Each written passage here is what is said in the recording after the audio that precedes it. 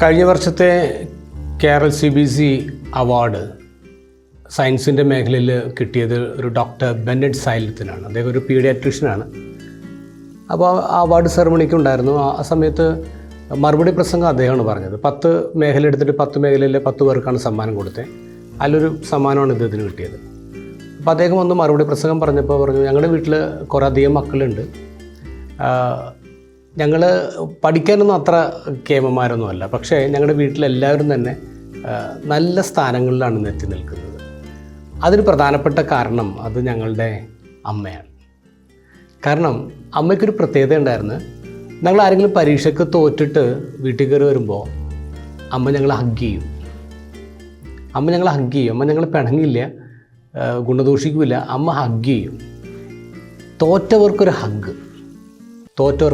എന്തുമാത്രം പ്രചോദനമാണ് കിട്ടുന്നതെന്നറിയാമോ?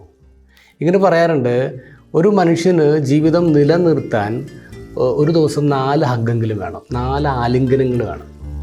ജീവിതം മുന്നോട്ട് കൊണ്ടുപോകാൻ he needs 8 hugs a day and for growth one needs 12 hugs a day. 12 ആലിംഗനങ്ങളെങ്കിലും വേണം ഒരാൾക്ക് ജീവിതത്തിൽ വളർച്ച ഉണ്ടാവാമെന്ന് പറയാം. അപ്പം ഈ ആലിംഗനത്തിന് ഈ ഹഗ്ഗിനൊക്കെ അത്രമാത്രം ഇമ്പോർട്ടൻസ് ഉണ്ടെന്നുള്ളതാണ്. തോറ്റവർക്കൊരു ഹഗ്ഗ് കൊടുക്കുക എന്നുള്ളതാണ് ക്രിസ്മസ് നമ്മൾ ഓർമ്മിപ്പിക്കുന്ന കാര്യം. തോറ്റവർക്കൊരു ഹഗ്ഗ്. മത്തായിയുടെ സുവിശേഷത്തിലാണ് നമ്മൾ വംശാവലി കാണുന്നത്.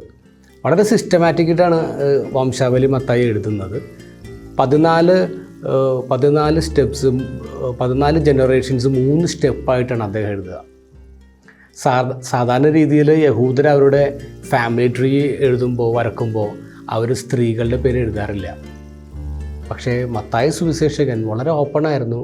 അദ്ദേഹം ആരെയും മാറ്റി നിർത്തിയില്ല. 5 സ്ത്രീകളുടെ പേരാണ് അദ്ദേഹം എഴുതി ചേർത്തിട്ടുള്ളത്. അതിൽ 4 പേരും വിജാതീയ ജെൻറ്റൈൽസാണ്.